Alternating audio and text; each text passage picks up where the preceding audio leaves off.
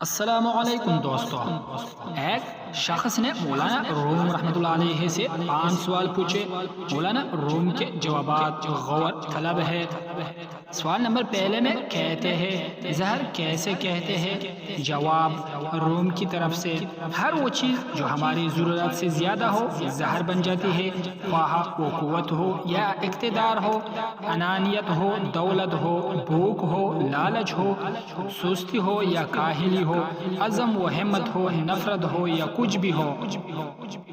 سوال نمبر 2 میں خوف کیسے شے کا نام ہے؟ جواب غیر متوقع صورتحال کو قبول نہ کرنے کا نام خوف ہے۔ اگر ہم غیر متوقع کو قبول کر لیں تو وہ ایک مہم جوئی میں تبدیل ہو جاتا ہے۔ سوال نمبر 3 حسد کیسے کہتے ہیں؟ جواب دیا جاتا ہے دوسروں میں خیر و خوبی تسلیم نہ کرنے کا نام حسد ہے۔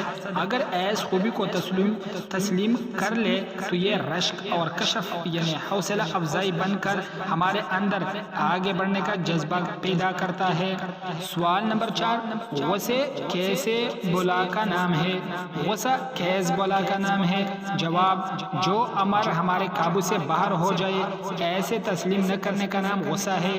اگر کوئی تسلیم کر لے کہ یہ امر ایس کو قابو سے باہر ہے تو غصے کی جگہ عفو، درگزر اور تحمل لیتے ہیں۔ سوال نمبر 5 نفرت کیسے کہتے ہیں؟